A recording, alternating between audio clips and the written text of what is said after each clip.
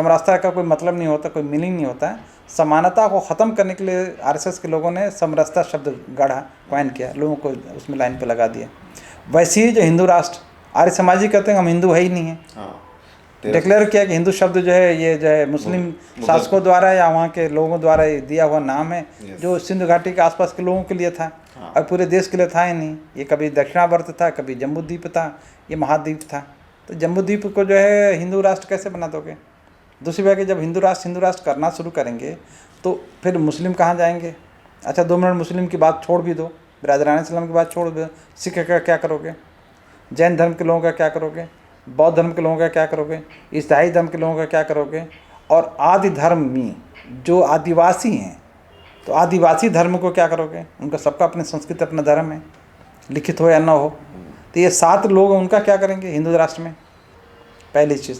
दूसरी बात सनातन धर्म भी चुराया हुआ है बुद्ध से, बुद्ध की वाणी में है, ठीक है। सनातन आया है कि जो प्रकृति के जो नियम हम वहाँ से धर्म का मार्ग लेते हैं, प्रकृति के जो भी सिद्धांत हैं, हाँ वो सिद्धांत पर चल रहा था सनातन।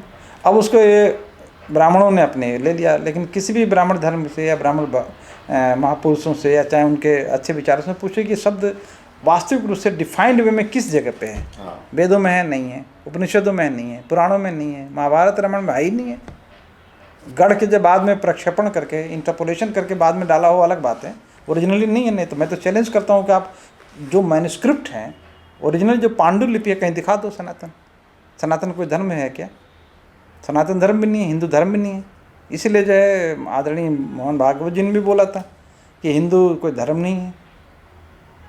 प्रधानमंत्री जी ने भी बोला था कि हिंदू धर्म नहीं है, तो जी उनकी एक शैली है।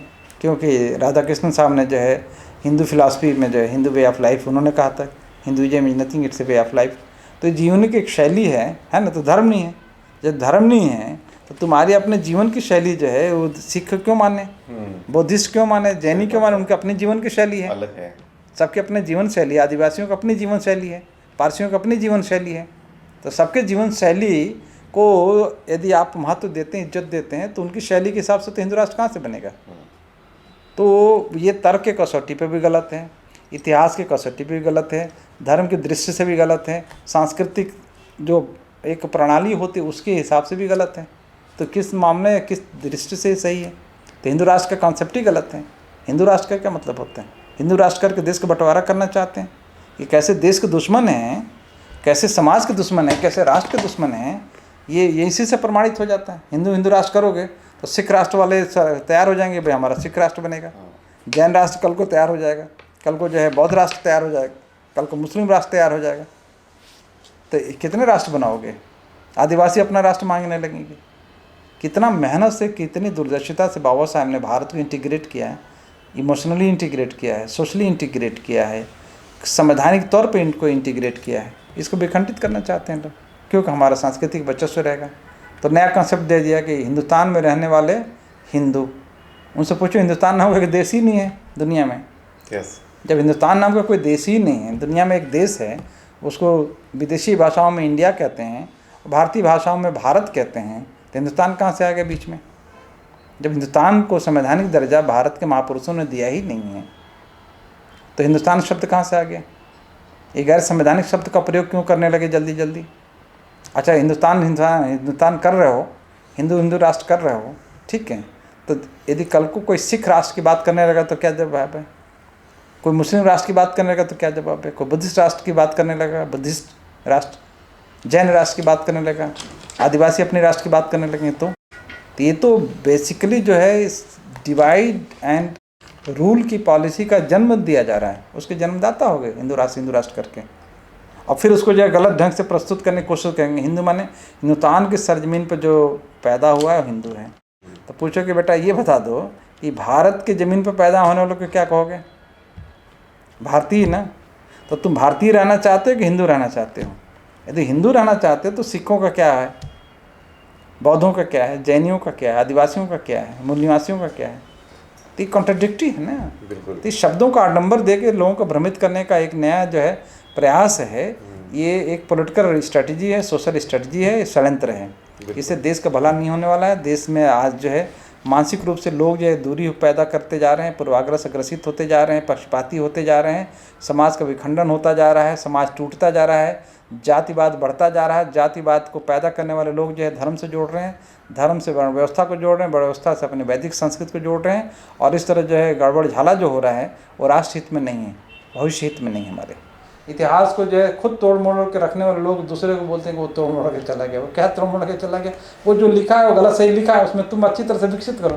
तो अच्छी तरह से विकसित करने के बजाय जो है इतिहास में लोग क्या करने लगे हैं कि घाल माल गोलमाल करके सांस्कृतिक प्रभुत्व स्थापित करना चाहते हैं। इसको कल्चरल हेजीमनी कहते हैं। धार्मिक प्रभुत्व स्थापित करना चाहते हैं। ये देश के लिए शुभ संकेत नहीं है, क्योंकि एक वर्ग एक जाति के लोग अपने धर्म को अपनी संस्कृति को बढ़ावा देना शुरू करेंगे सत्ता का दुरुपयोग करके।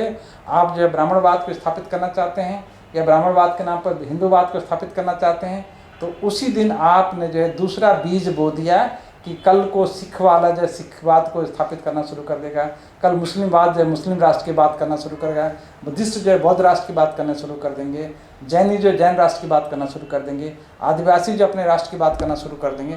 तो देश का विखंडन की नींव जो है डालने वाले लोग जो है इतिहास का पुनर्लेखन करने की दुश्चेष्टा कुचेष्टा कर रहे हैं। सोचने की जरूरत है, समझने की जरूरत है कि कैसे इस देश का इतिहास के पुनर्लेखन के नाम पर, कम्युनिस्टों को बदनाम करने के नाम पर, समाजवादियों के खिलाफ बोलने के नाम पर, बाबा साहब के नाम का दुरुपयोग करने के नाम पर, ना बाबा साहब के नाम का दुरुपयोग करते हैं, और जो ही 22 प्रतिज्ञा उनके दोहरा दी जाती है तो पुलिस केस करने लगते हैं। तमाम जो है अरे अब तो वो खड़ा हो गया, हंगामा खड़ा हो गया, परेशान हो गया। भाई बाबा साहब ने बोला था कि हम अपने समाज के लोगों को जागरूक करेंगे, भाई तुम ये सब फालतू की चीज़ें मत माना। बुद्ध ने नहीं माना, उन्होंने रिजेक्ट कर दिया कि भाई देवी देवताओं को अस्तित्व तो नहीं होता, उन्होंने मना कर दिया। लोग उसी को दोहरा रहे हैं कि हमें नहीं मानना है, जिसको मानना वो माने। तो जो मानना है माना, तुमको हम अपने मोहल्ले में अपने घर बच्चों को बता रहे हैं कि भाई हम बाबा साहब का जो 22 प्रतिज्ञा हम उसके मार्ग पर चल रहे हैं, इसमें तुम्हें परेशान होने की क्या जरूरत है। लेकिन परेशान इसलिए होना है कि नहीं साहब हम तो राज्य पाए हुए हैं, सत्ता पाए हुए हैं, तो भारत के मालिक हो गए हैं, देश के मालिक हो गए हैं। जैसे जो है 2 4 5 10 साल की सत्ता मिल गई है तो देश के मालिक हो गए। अच्छा तुम देश के मालिक हो तो बाकी लोग क्या हैं? किराएदार हैं, विदेशी हैं, क्या है वो? गुलाम हैं।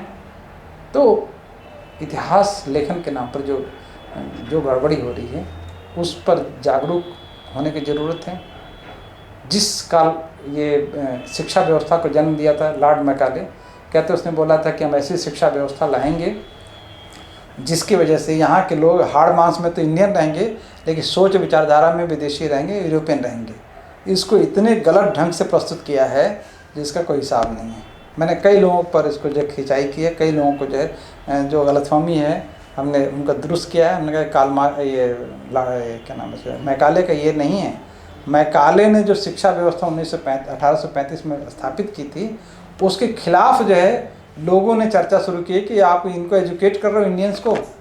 तो उसके जवाब में एक डिस्पैच लिखा था कि भाई हम देखो तुम लोग विरोध मत करो हमारी शिक्षा व्यवस्था का, हम उनको एजुकेट कर रहे हैं तो हमारे बीच में एक मिडिल मैन होना चाहिए ना हमसे संवाद करने के लिए, नहीं तो आपको शासन चलाना हो तो कैसे चलाओगे। तो लोकल आदमी का सहयोग लेने की शिक्षा व्यवस्था, उसी में एक डिस्पैच दिया था कि देखो ये लोग जो हैं यहाँ कुछ भी नहीं है, यहाँ कोई ऐसी फिलासफी ऐसी कोई बात हमको समझ में नहीं आती है जो इनको जो है आधुनिक बनाए, मॉडर्न बनाए, यूरोपियन कंट्रीज़ के बराबर लाएँ।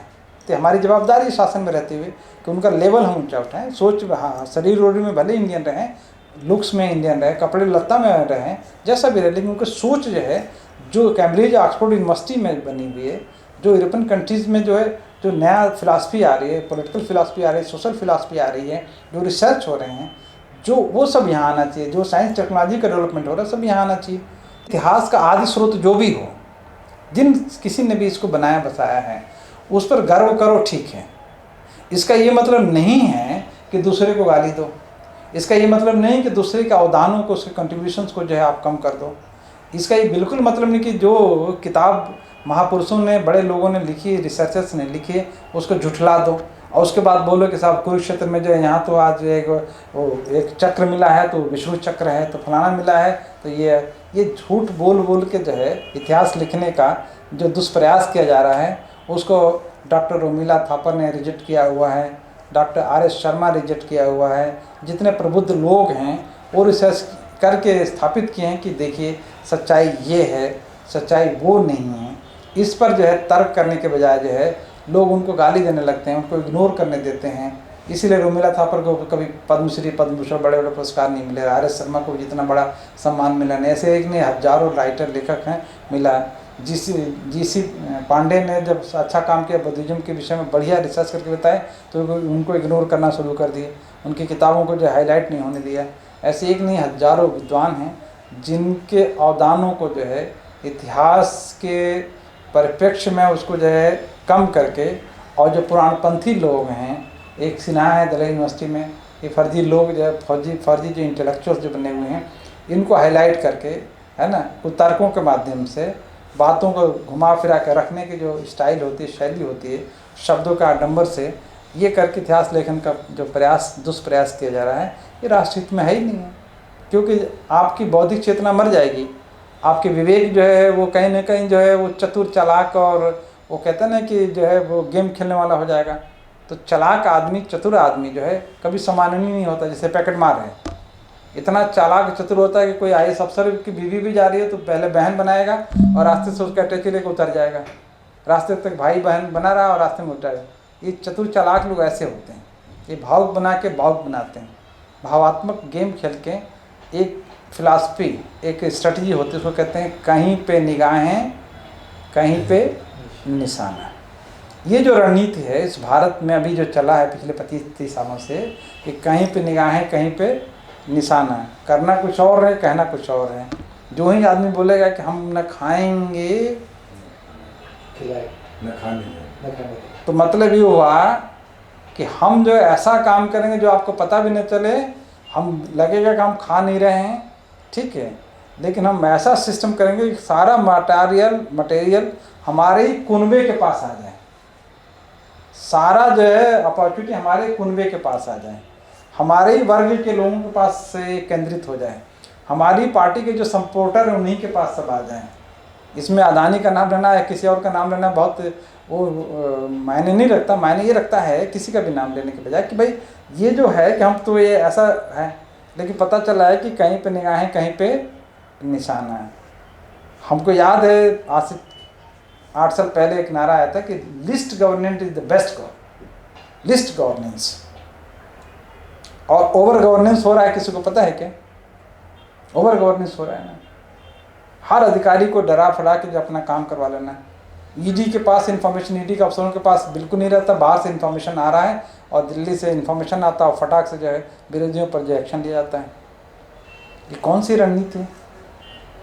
ये फेयर रणनीति है क्या? फेयर प्ले है क्या? कोई भी आदमी हो गलत है, खराब, उसके खिलाफ एक्शन लो, लेकिन अपने अपोजिशन वाले को, अपने विरोधी को या अपने आपको चैलेंज करने वाले आदमी को परेशान करो, ये तो फेयरनेस नहीं हुआ ना, ये तो नैतिकता के खिलाफ है ना, ये तो कानून के खिलाफ है ना, ये तो राष्ट्र के खिलाफ है ना, समाज के खिलाफ है ना, ये तो संविधान के खिलाफ है ना। खुलेआम कौन कर रहा है? क्यों करना चाहते हैं? क्यों जो है उन चीज़ों पर जिससे देश को नुकसान होने वाला है उस पर जिस समाज को सिखा रहे हो कि भाई इस पर नाच करो, गर्व करो। किस बात पर गर्व करो भाई? एक तरफ जो है शिवाजी का इतिहास प्रदूषित करके रखा। सबको पता है कि शिवाजी जो है हिंदूवादी बिल्कुल ऐसी कोई वादी नहीं थे। शिवाजी एक शासक थे, गरीब वर्ग के लोगों को, उस समय लोगों को एक जगह केंद्रित किया और अपने शासन को स्थापित किया, अपने व्यवस्था को स्थापित किया। उसमें हिंदू मुस्लिम कहाँ से आ गए? उनके जो तोपखाना के इंचार्ज जो पठान थे, तोपखाना के जितने भी तोप चलाने वाले लोग थे सब मुस्लिम थे। उनको जो शेल्टर देने वाला मुस्लिम है, उनके लिए जो जान बचाने वाला मुस्लिम है। और उनके खिलाफ जो है छत्रपति शिवाजी महाराज के खिलाफ जो षड्यंत्र करने वाले जो है यहाँ के हिंदू कह लीजिए, ब्राह्मण कह लीजिए, पेशवा कह लीजिए, चाहे जो भी नाम दे दीजिए, जो भी हैं, इतिहास जानता है, छुपाया गया। शिवाजी के जो है माँ के विषय में जो जानकारी सही नहीं दी गई, उनकी पत्नी के विषय में सही जानकारी नहीं दी गई। आज भी उनका जो आप जाके देख लीजिए, वहाँ महार के जो एरिया है वहाँ उनके माँ का जो है वो है समाधि है। और पता चला कि जो है वो जो है महार जाति के, उनके जो पिता जो यदुवंश थे, वो महिला के माँ के। अब ऐसे एक नहीं हजारों ऐसी इतिहास जानकारी हैं। शिवाजी ने जब पहला मस्जिद जो है अपने किला में बनवाया हुआ है कि हिंदू मुसलमान विरोधी होते, तो ऐसे कैसे हो जाता? फिर एक कहानी बना दिया कि शिवाजी जो है आगरा जेल में जो है मिठाई के डिब्बे में भाग, जेल में मिठाई बांटी जाती है क्या, और वो भी टोकरी का टोकरी, एक में से मिठाई निकाला, टोकरी में बैठ के भाग के, सब झूठ झूठ लिखा है। शिवाजी को जब उसको पता चला औरंगजेब के कि ये तो ये एक लड़ाकू आदमी, सच्चा आदमी है, इसमें है, तो वहाँ के लोगों ने हेल्प किया, नहीं इसको तो निकलना चाहिए। सबको पता चला कि ये गलत आदमी नहीं है, ये तो एक सही एक सम्राट हैं, एक राजा हैं। ऐसे एक नहीं हजारों बातें हैं।